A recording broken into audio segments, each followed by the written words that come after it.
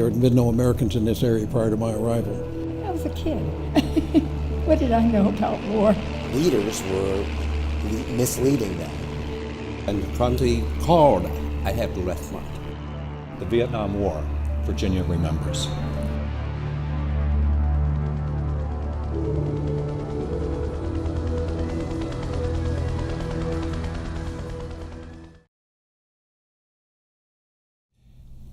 Good evening. I'm Robert Hodierne. I'm your host this evening for a panel discussion called The Vietnam War, Virginia Remembers. Tonight, we hope to educate and connect our PBS audience with a variety of people from our community who had different experiences in the Vietnam War. The community idea stations are proud to have the Virginia War Memorial as our partner in this project as we prepare to launch a multimedia initiative in tandem with the release of the documentary series by Ken Burns and Lynn Novak, The Vietnam War. We're speaking to you tonight from the Virginia War Memorial. Let me introduce our panelists. On my right is Bill Haneke. Bill graduated from West Point in 1966. The 1966 class from West Point was the first class to feel the full brunt of the Vietnam War. 30 of Bill's classmates were killed in that war. And as you'll hear, it's actually a miracle that Bill is here with us tonight. On my left is Mary Tanya Golden, who served for a year as an Army nurse in Vietnam, and then after only 8 months at home, served another year at an Army hospital in Japan, where most of her patients were troops who suffered burns in Vietnam. On my right is Michael Doe. Michael enlisted in the South Vietnamese Army in the same year that Bill graduated from West Point. He was decorated multiple times for bravery, and when the communists took over the country in 1975, they threw Michael and hundreds of thousands of others into so-called re-education camps, basically hard labor prisons. He spent 10 years in one of those camps. He came to this country in 1990. The Central Virginia Vietnamese community wanted Michael, who lives in Texas, to speak for their community here tonight. And finally, Paul Fleischer. Paul was an anti-draft activist during the war, traveling through the Midwest under the auspices of the American Friends Service, educating young men about their draft options. He even handed out anti-draft leaflets at the induction center when he was called to take his draft physical. He was granted conscientious objector status and did not serve in the military. He's a retired school teacher who's now an officer and on staff at the Richmond Peace Education Center. I spent 2 years in Vietnam working as a journalist, and I now teach journalism at the University of Richmond. Let's start with you, Bill. You were assigned to a military advisor slot with a sort of regional militia in an area that was pretty thoroughly controlled by the Viet Cong. Those Viet Cong put a bounty on your head. They actually printed up wanted posters, as I understand it. That I hadn't posed for. Why do you suppose they did that? Well, this came as a result of several major attacks that we had and on our camp. We founded a new advisory team there. There had been no Americans in this area prior to my arrival. And the area, as you said, was the Viet Cong, we jokingly referred to as the Viet Cong Rest and Recuperation Area, because they moved freely without many restrictions whatsoever. And when I began setting up the advisory team and my 13 advisors working with me, we began to have some effective impact on the local citizens as we were trying to help them, and they became more resistant to the efforts of the Viet Cong to come in there and change their way of thinking and controlling their actions. So after a number of attacks that we had on our camp, we became more successful in repulsing these things. And there was one particular action that let me go back. They wanted to put us out of business in the worst way. In the first attack that we had, we were badly overrun and suffered 648 casualties that night, all killed. And these were the Vietnamese that we were advising. And I also had 8 Americans that had to be medically evacuated. 1 month later, we had a problem being able to recruit and train and get other of the regional forces, popular forces of the Vietnamese in place. So they gave me 2 companies of Cambodian mercenaries, and they've been trained by the American Special Forces. And so as long as I kept them paid on a weekly basis, they were there and they were good troops. If I failed to pay them, they were gone. So, I was very sure to have the piastres on hand and in their hands at the end of that week.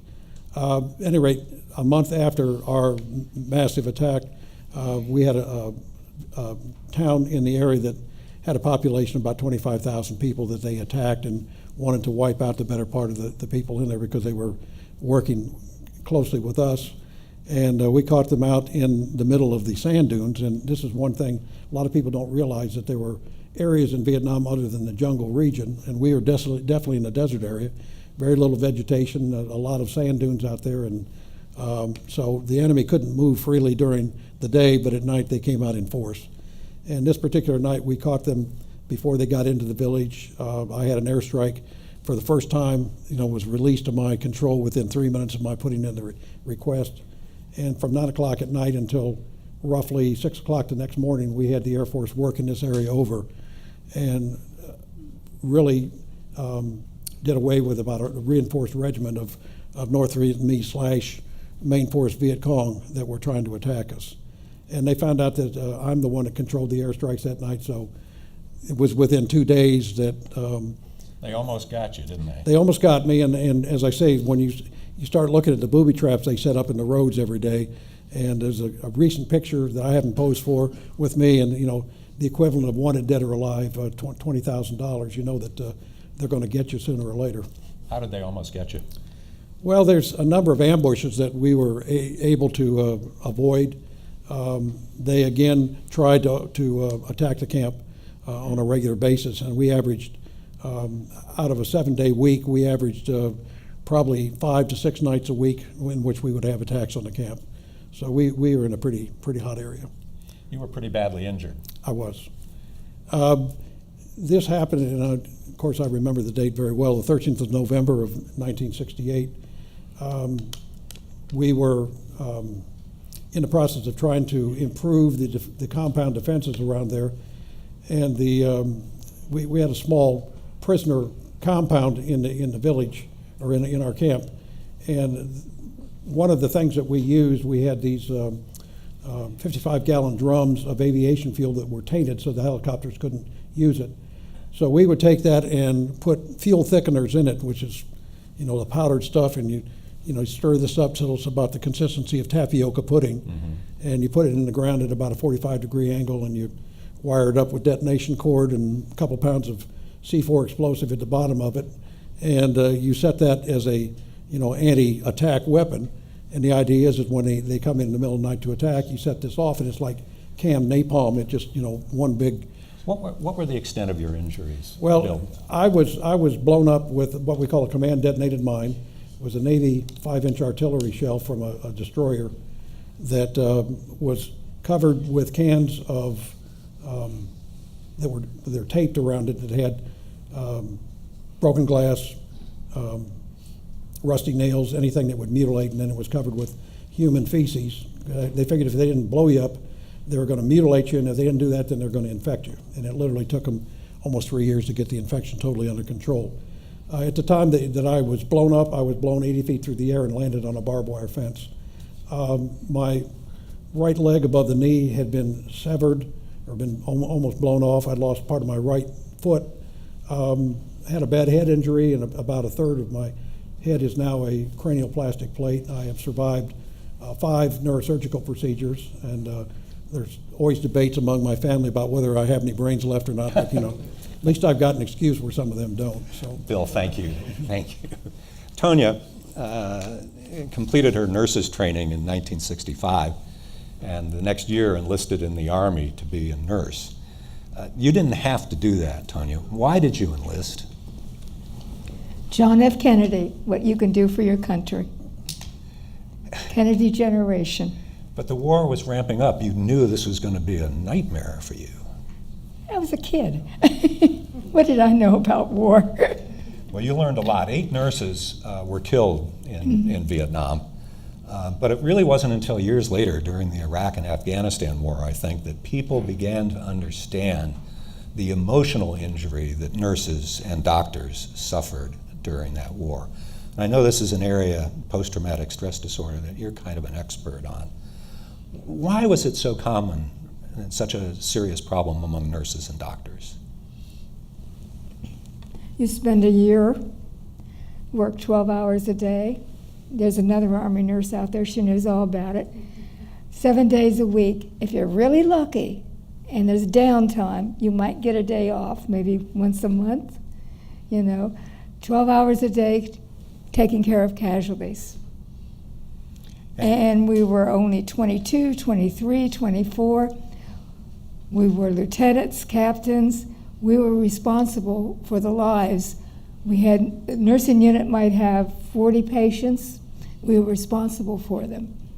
That's a big load when you're 22, 23. And your second tour in Japan, dealing with burn victims mostly, right? That must have been hard also. I can't light the grill today. My husband has to light the grill on the deck when we want to barbecue. I can't do it. Which brought me to my next question, Tonya. How did you do when you came home? How was your recovery? I think the biggest problem at the beginning was we were the silent warriors. I turned to Martha. People, they didn't think women went to Vietnam. And when they found out you went to Vietnam, they're like, what? You went to Nam? They act, But your parents expected you to be the same child that you left for Vietnam. When you came home, you were expected to fit right back into the family dynamics as if nothing had happened, and that was hard. Because not only you were a year older, but you had this experience that nobody around you had.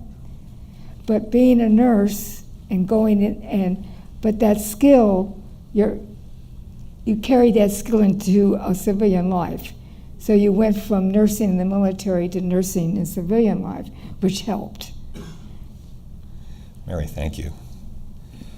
Michael Doe came from a prosperous family in Vietnam and believes that he could have avoided military service.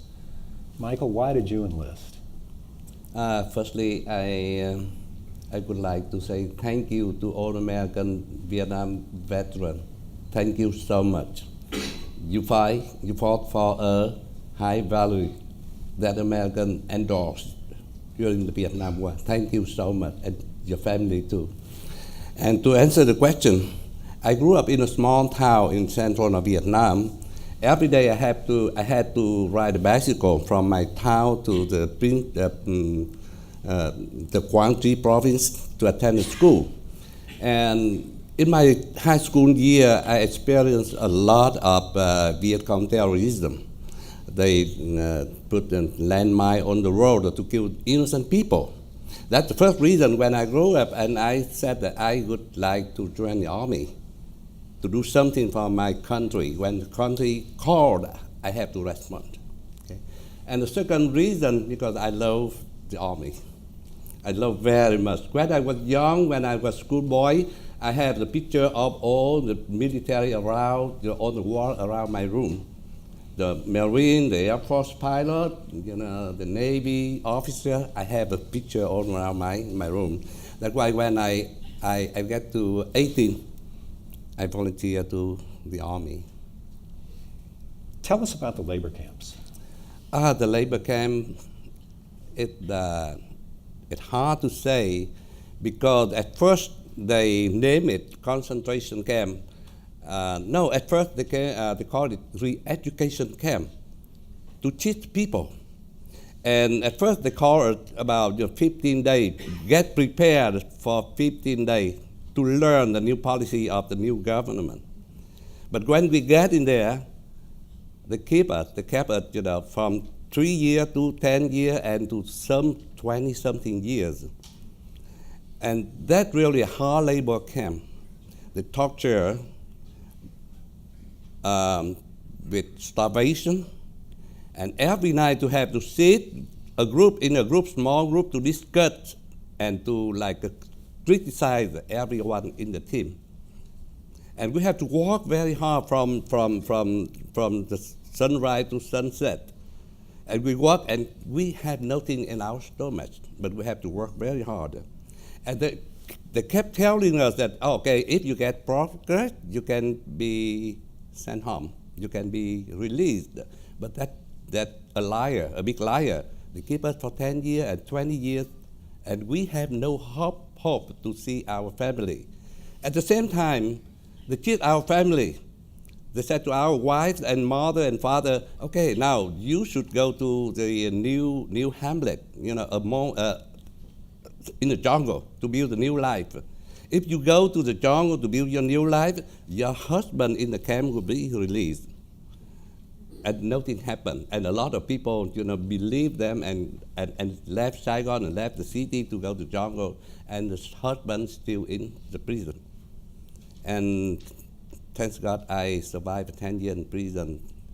Firstly, because I keep my strong mind, keep my hope. And I know how to deal with the communists. The first 3 years, 5 years, I always rose up against them. And later on, I learned, okay, don't say anything against them, but be very negative. Like when they sent me to the field to work, okay, I just have a hole in my hand, and I stood up like that. And the guy came to me and asked, why don't you work? I say, sir, I'm hungry. I could not raise my hole. Michael, you've lived in this country since 1990, and you have a pretty good idea of what Americans know and don't know about the Vietnam War. If you could dispel one thing that you think Americans get wrong about the war, what would that be? It's a tough question, okay? But that one word, give me 3 words. You can have as many Okay. words as you want, Michael. Misunderstanding, misinformation, and mispresentation. The first misunderstanding that, throughout a lot of the American administration, they did not understand the Vietnamese people. They did not understand the Vietnamese culture. I just keep sending the troops to Vietnam in the war that they said that they didn't want to win. They couldn't win and didn't want to win. If you remember Mr. George Bundy, he said that this is the war we don't want to win and we cannot win. So if you don't want to win the war, why you send the troops? Why you send 50,000, 58,000 people, American sons and daughters to be killed there? If you don't want to win the war. That's the first thing. And second thing, mispresentation from the press.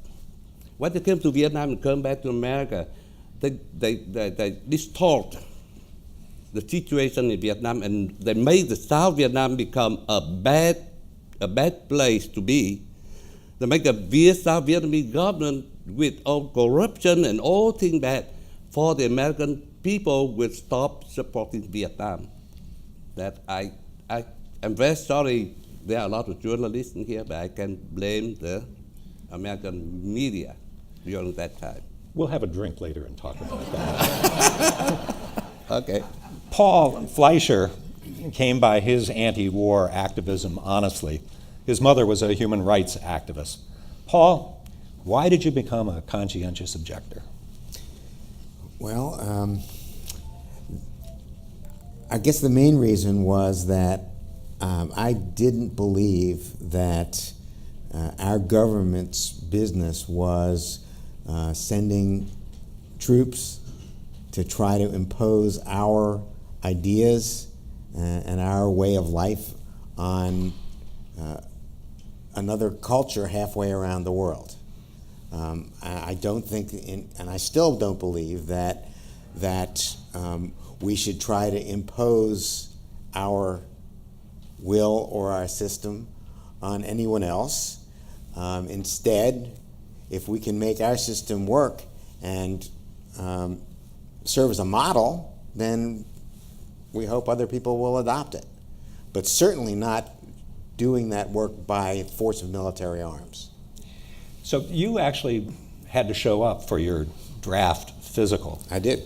But as I understand it, you took that opportunity in the draft center to be handing out anti-draft leaflets. That's right. So this was right around the time I was graduating from college, and I believe I had already applied for my conscientious objector status, but I was called to have my physical, and this was up in Boston, and so I went.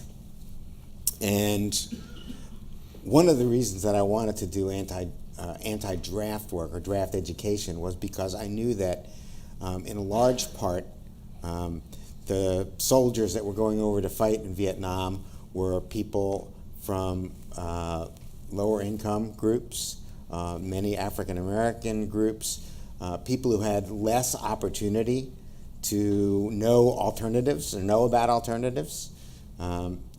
Whereas the wealthier folks often could find some way to either avoid the draft or to find some position in the military that would send them elsewhere other than to Vietnam. So I wanted to help people learn about what those alternatives were.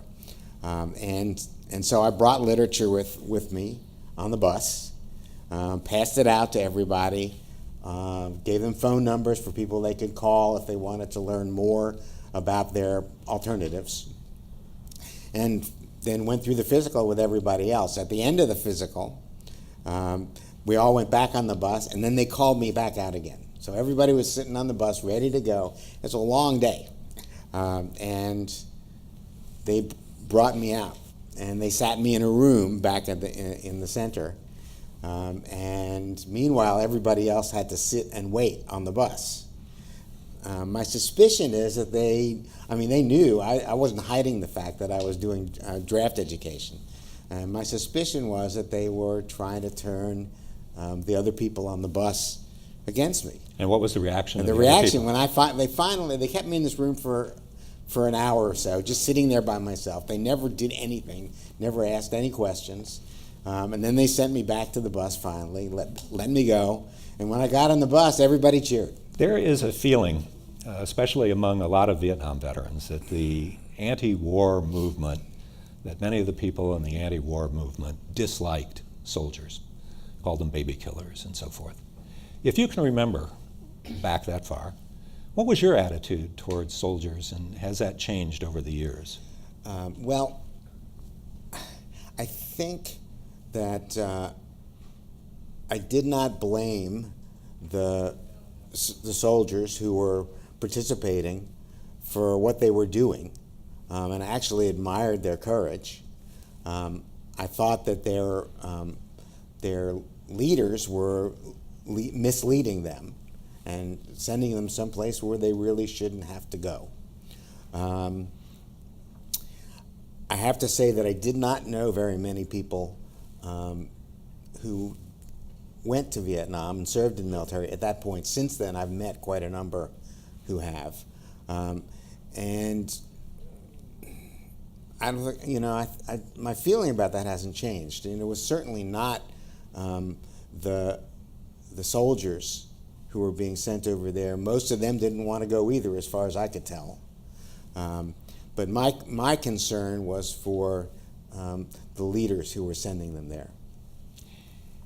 The next phase of this evening is going to be questions posed to us by the studio audience. Sir, you've got a question? Richard Curtin from Glen Allen. I have a question for Mr. Doe. I've always believed, no proof obviously about it, that American POWs were left alive in South Vietnam after we left in 1975. Have you ever seen or heard anything that might give credence to this belief? I give a question. To my experience, I have never seen, never heard, knew about any American alive in South Vietnam. Because right after 75, after the bomb Saigon, I was sent to the prison camp for 10 years. And when I came back, I met a lot of American veterans who came back to Vietnam to help build hospital, and they asked me the same question. But honestly, I don't know anything. Thank you. Next question. Yes, I'm Clay Mountcastle, the director here at the Virginia War Memorial, and our main mission here at the War Memorial is education. And it has been our experience that Vietnam is not the easiest conflict to teach in our seminars, primarily because it seems that today the lessons of Vietnam and what people learn about Vietnam are still largely shrouded in stereotypes, sometimes myths, and other things. And this is really a question for anybody on the panel. I know that's not the easiest way to go about it, but for anybody on the panel, were you to sit across a table from a young student, maybe a middle schooler or a high schooler, Bill, I'll direct it to you because you've done that for us here at the War Memorial. What do you think, if you could pick one important lesson to tell those young students about the Vietnam War, what would it be? Well, one of the main issues that I find fault with some of the myths is that we lost the war in Vietnam, and nothing could be further from the truth. That the Americans and the Vietnamese together won the major battles, starting with Tet, even though Walter Cronkite on the national news would lead you to believe that we were losing badly. The mission of the North Vietnamese and the Viet Cong was to invade, and in agreement with the other gentleman that asked the question, that it was an invasion from the north. It was not a revolution per se, but they invaded and tried to, with the hope that the citizens of the country would rise up and join them, and then overthrow the South Vietnamese government and the American advisors, or the American forces over there. And that didn't happen. They failed miserably in their attempt to do that. And I try to bring some reality to the teachings that these children have had, because so many of them don't get a whole lot of information on the era of the 60s and the 70s and the Vietnam War per se. And they're missing a whole lot of the culture and the impact of that time period on American society. I want to thank our panelists this evening, Michael, Bill, Tonya, Paul. I appreciate your patience and good humor. And I appreciate you guys in the studio audience here at the Virginia War Memorial. And on behalf of the community of our Richmond area, thank you for watching tonight, and keep the faith.